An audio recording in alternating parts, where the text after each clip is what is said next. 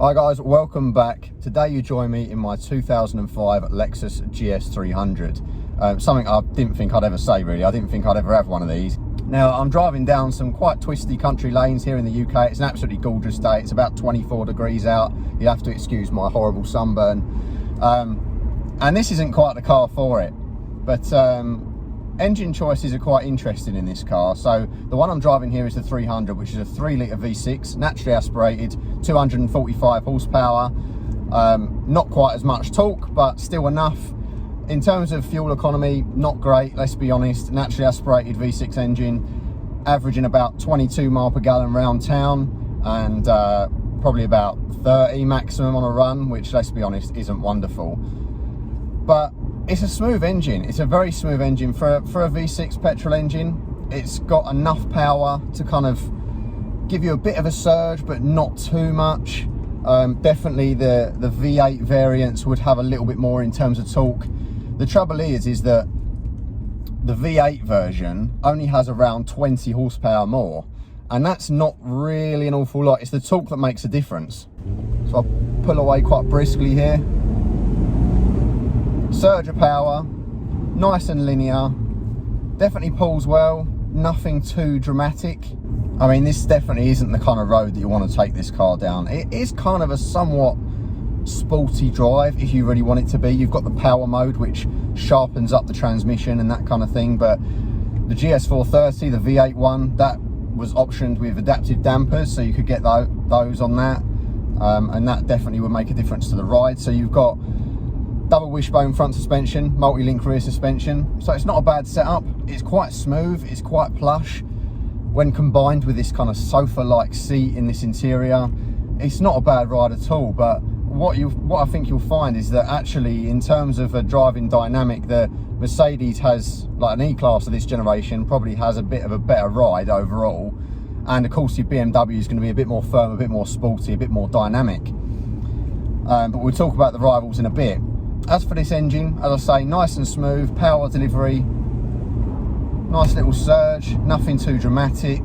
It's enough, but this no doubt is a heavy car. I mean, no heavier than the hybrid counterpart. So you could get this in the UK either as a GS300 with the 3-litre V6, which is the 3GE, or you could get it with the V8, which is the 4.3, which is about 275 horsepower, I believe, or you could get it with the 3.5-litre V6 hybrid, which is the 450H, which I believe combined has around 335 horsepower, which is the torque that you want to worry about. It's the electric hybrid drive, and also that means that it's combined with a CVT gearbox.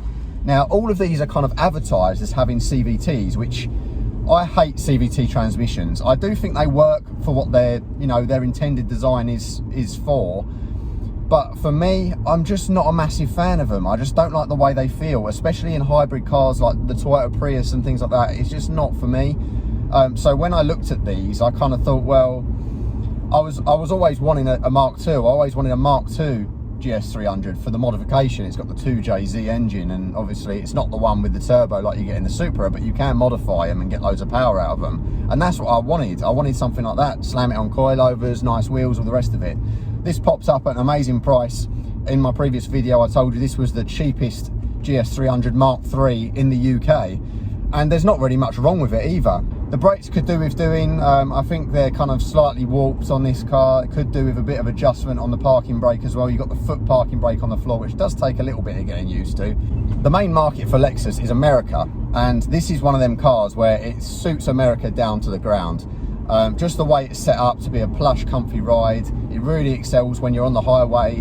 It's not the sort of car that you want to thrash around too much. It's got just enough power. It's nice and big and plush. It's not massively practical for UK roads. And the fact that they never offered this car with a diesel engine, they always offered it with either the petrol or the hybrid engines, that kind of goes to show like the sort of market that this car was aimed at. And of course, the good thing about being a Japanese derived car is that it's just infinitely more reliable than the Germans. In terms of like engine, this engine will go on forever. You'll get 200,000-300,000 miles out of this if it's looked after properly, and that's exactly what it's all about.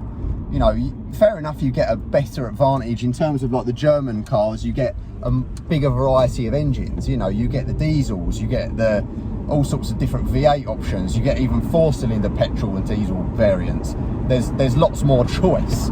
But that doesn't mean to say that you should write this car off.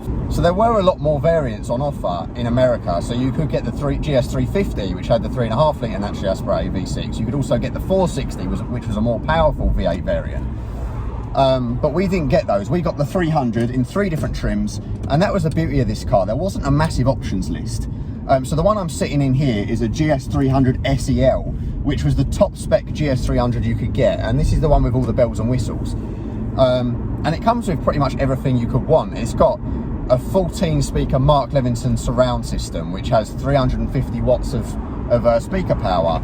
You know, it's got heated and ventilated, full leather, full electric sunshade at the back. It's got the electric steering column with full adjustment. It's got an electric sunroof. It's got everything that you would expect on a quote-unquote luxury car.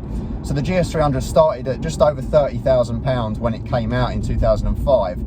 And then the higher end variants, you had the SE, then the SEL. The SEL that I'm driving here would have been closer to 40,000. So it's a big price increase, but you get pretty much everything included. There's no specific options. So it kind of, the big press release when this came out from Lexus was, the idea behind it was that there wasn't many options to choose from. The maintenance cost was slightly lower than the Germans. The running cost was slightly lower than the Germans. The only thing that you really have to factor in is the fact that they're not great on fuel, especially in this kind of British setting that we're in now. So we're coming up to a national limit. I'm in power mode now. Let's stick our foot down. There's 50, there's 60.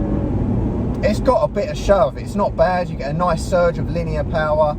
Quite a nice noise as standard cars go. Not too bad. I apologise for any wind from the sunroof. There is a sunshade on there, a wind deflector. It doesn't do the best job in the world. It's not too bad, but this isn't a pan roof. Panoramic roofs weren't really around in this car's day particularly.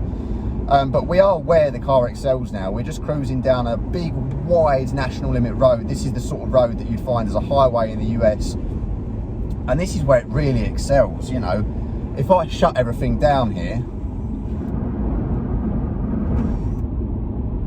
suddenly very quiet. There's no double glazing. It's not quite the same as obviously spending loads of money on a Mercedes S-Class or an Audi A8, but I do think this is slightly more interesting than the rivals. So when it comes to stuff like, let's say for example, the Audi A6 of this generation, a lot of variety in terms of engines, some certainly very interesting engines on that A6, but a bit of a dull designer vehicle overall, I would argue. Of course, you've got the E60 BMW 5 Series, which was a great car styling wise, much more dynamic than this in terms of the drive.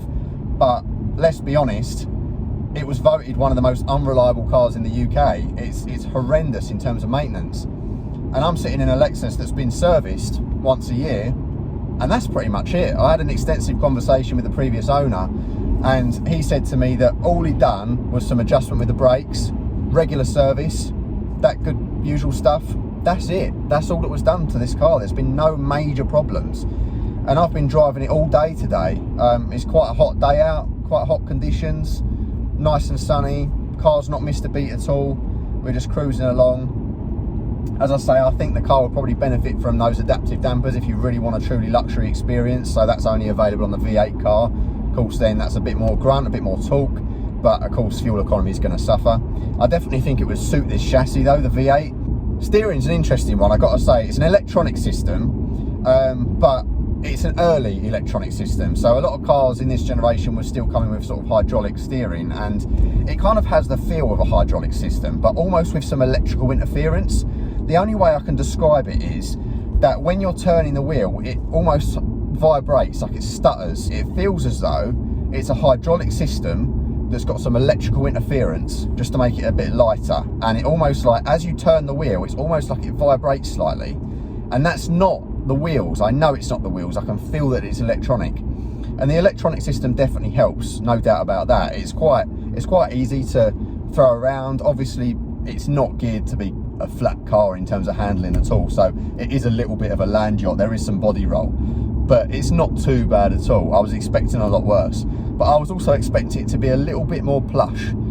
in terms of the ride comfort. But as I say, those adaptive dampers would probably really help with that. But as I say, in here, it's absolutely sublime. You've got everything, as part of the SEL package, you've got everything you would expect. The seats are electrical and they're adjustable in so many different directions. They're really plush, they're heated and ventilated, which is really, really nice.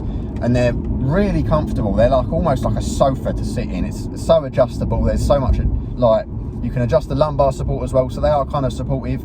I would say probably for long distances and more sporty driving, I prefer the seats in the Saab.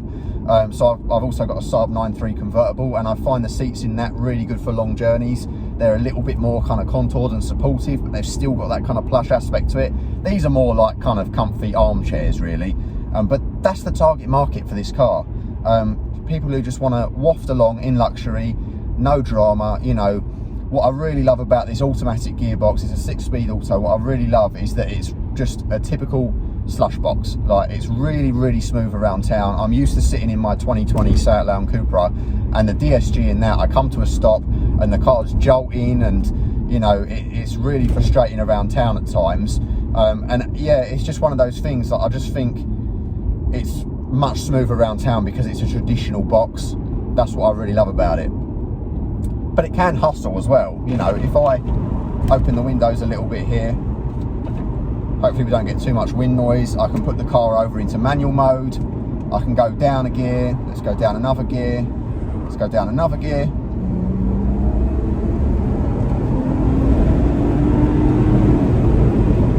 Slow, but it does the trick. Stick it back over into drive. It's a slow box. It doesn't respond quickly, but for this year, for this age, you don't expect it to. At least it's a normal auto box. You know, the hybrid cars are fitted with the CVT, which I'm not too fond of. It does the job. I would probably worry about buying one just because of battery servicing if it was a hybrid one, but I see why it worked at the time. Jeremy Clarkson, who notoriously hates the Prius, actually quite enjoyed the 450 hybrid, which is kind of similar to a Prius, almost the way it's derived, but it's the way it delivers the power. It's the way it's a lot faster. It was exempt from the London congestion charge at the time and the low emission zones and things like that. And it was low on tax and so on and so forth because of the hybrid system. So that kind of worked in the UK, and that was what was great about it. I definitely think in terms of design, it's quite timeless considering its age. I really love the Elf-ness design language that Lexus brought in around this era. It definitely looked futuristic at the time. I remember everyone being really excited about the design of the car. I definitely think it's more exciting as well than what Audi and Mercedes were doing at the time. They haven't aged quite as well. And I definitely think it's almost like a bit of an American looking design. It looks similar to kind of like the big Cadillacs and all that kind of thing, the GM cars that were going around. In terms of what the UK has, we trust the European cars, we trust the Mercedes, we trust the BMW, and that's what everyone buys. And I guess a lot of that is down to the engine choice. You know, people would have overlooked this car at its time of release just because of the fact it's got these big thirsty engines, and people were trying to phase that out, you know. But it's a nice linear surge of power. It's an enjoyable experience. It's something that we don't get to experience much in the UK because everyone's driving diesels, and you know, if you've got a big powerful car, then it's likely turbocharged. We can knock it down into a normal kind of driving mode. It's in power mode at the moment. Interestingly, on the interior as well, you've got the electronic dials. So they actually use a light sensor that's positioned in the back window and tint the glass on the dials to a blue to stop the reflection on the brushed aluminium faces, which is a fascinating feature, something that would be really annoying if it went wrong. But it looks really cool, and the way it works, actually, it serves a purpose. It's not there just to be difficult and just to do something different. It's just switched itself off now. It's just gone back to the brushed aluminium. But back there, when we were in the direct sunlight, it was blue. So it's interesting to see it adapt. And again, now it's just turned blue. It's quite interesting to see. Of course, all of the infotainment in here is ancient now. There's no kind of, you have to forgive it for that. At the end of the day, it's an old system, but it does come with everything. The sound system is really, really great. It's got DVD navigation. I really love the combination. I've got the light grey leather in here, and I've got the dark wood trim. There were lighter wood options you could go for, the bird's eye maple and stuff like that, but there was also lighter, like the cream and the beige interiors, which I wasn't a massive fan of. Nearly killed a squirrel. In terms of interior quality, really nice. I really love this massive centre console. Again, very kind of American-esque. It's a little bit creaky, but the actual centre armrest is all built so nicely. The one thing I'm really not keen on in here is this kind of material up here, and that's on the dash. Now, in the sunlight, it actually reflects. It's like a, I don't know whether it's real leather or leather or plastic. I can't really tell. It just doesn't feel very nice. It feels a bit cheap and plastic and horrible for a car of this price and class. And it also reflects massively. So it's really, really shiny, which looks cheap.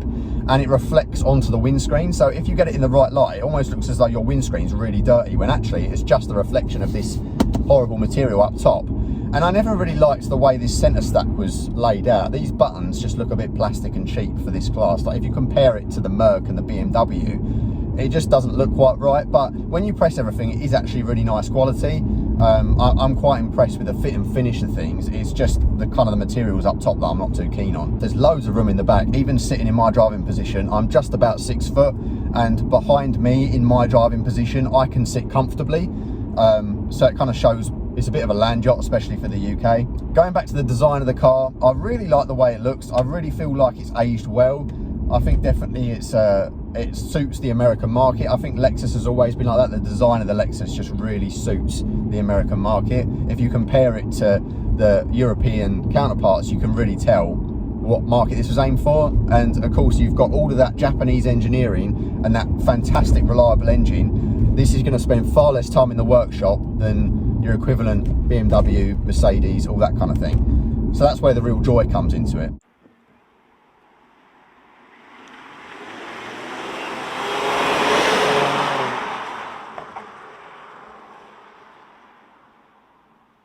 We're coming into national limit again. Let's put our foot down, get kicked down. There she goes. Picks up nicely. I feel like it picks up better at speed because you're not expecting that surge of torque. So it is quite nice. Of course, like these modern turbo cars, they get off the line quite nicely, but they run out of guts at the higher end. Whereas this isn't like that. This is the opposite. You can certainly hustle it, but it's not what this car is about. It's about sitting back, enjoying the ride, cruising along, and just enjoying this cabin and this lovely seat. To be honest, I'm not too keen on the electronic steering. The way it feels, it's a little bit too light.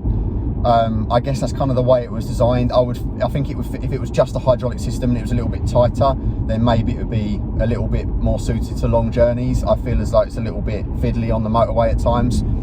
But I love the power delivery, even though it's not the quickest car in the world. I like the fact that in traffic, it's got the kind of traditional slush box auto, which is really, really nice coming from a DSG car. It just feels really smooth, but it's still got enough power to kind of hustle it when you need to. So at the moment, I'm just doing 50 mile an hour. It's barely ticking over. It's about 1500 RPM, and it's just really calm, really serene. And that's what the Lexus is all about. It's about being a well-built machine that does what it says on the tin, and that's the end of story. Like, that's what it's designed to do, and that's what it excels at. Is it perfectly suited to the UK? No, I would argue it isn't. You know, in this country, you'd probably be better off going for a 3-litre diesel, or, you know, if you wanted something a bit more modern, then get something with a turbo on it that's going to be better on fuel and faster as well. But this is a traditional, comfy car. That's what it's designed to do, and that's what it excels at. Everything in here is electric. I love the little sort of push-out cubby down here that gives you access to the electric mirror controls and the sunshade and all that good stuff. And I also love how roomy it is. I love the fact that from the outside, it's a big curvy car. It really kind of speaks to the era that it was designed in. And I think at the time, Lexus got it right. And it is now something a little bit different. And it's something that you can pick up on the cheap. The maintenance cost of these aren't too bad. And at the end of the day, you know, I paid 1,400 quid for this car, which obviously is on the low end. I can easily look on Auto Trader and see them for £3,000–4,000 plus for a nice one. But even at that price, you've got to ask yourself, what other cars are there in this category that are better value for money? I would say not many. I would say that you're going to spend a lot more on maintenance with the German rivals. They may be better suited to the UK, fair enough. But if you want something a little bit different and something that's just going to be reliable and just go on forever, then I definitely think that this is something to look at. As I say, my one complaint is there's a few materials that I would change in here. And I think the brakes are a little bit grabby. I think that's probably, a lot of it is down to the fact that this one needs a bit of maintenance. So there is that. And you could probably upgrade the discs as well. At the end of the day, it's a big car, it's a heavy car. It needs a lot of stopping power. But you're probably never going to be hustling it too hard to actually need to brake too much. You know, I just adapt to my driving style. I get in the Cupra and you can hammer it and you can brake at the last second and it will stop on a dime. Whereas this, you're planning ahead. You know, I know when I need that surge of power. I know when I need to start gradually braking. That's what it's designed to do. It's designed to be a nice, comfortable, wafty car and have the power there when you need it. That's the whole point. So I'd love to hear your thoughts on the Lexus GS300. I didn't expect to end up with this car. I would definitely be interested to check out a V8 variant and also the hybrid one, just to see what it's like in comparison. Let's have one more kick down.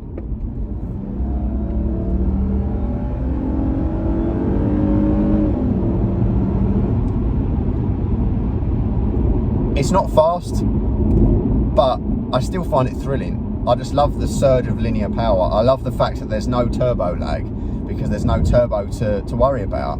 And I like the V6 sound. I think actually it sounds quite good for a standard car. It's quiet enough, but it's still got that kind of deep rumble. And it's a smooth engine. It's smoother than a lot of the V6 engines that I've experienced before. You know, when you're idling, you sit in the car and you can't really feel that it's running. And that's something that you expect from the high-end luxury V8s. Of course, a V6 is going to be a lot more smooth than a four-cylinder engine or a diesel for sure. But it's definitely one of the better ones I've sat in.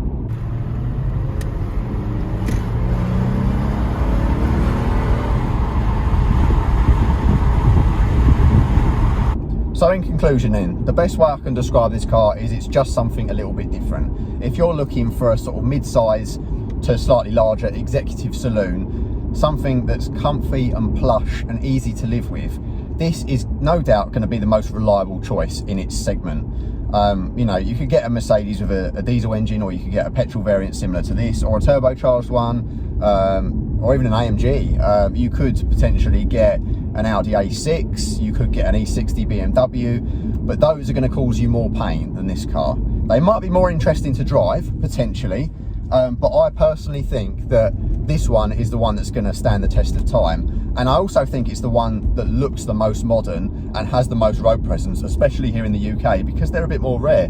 Is it for me? No, not really, but I'm not the target audience. I want something a little bit faster, a little bit more dramatic. If I was going to get a proper luxury car, I'd want something with a little bit more power than this and a little bit of a softer ride.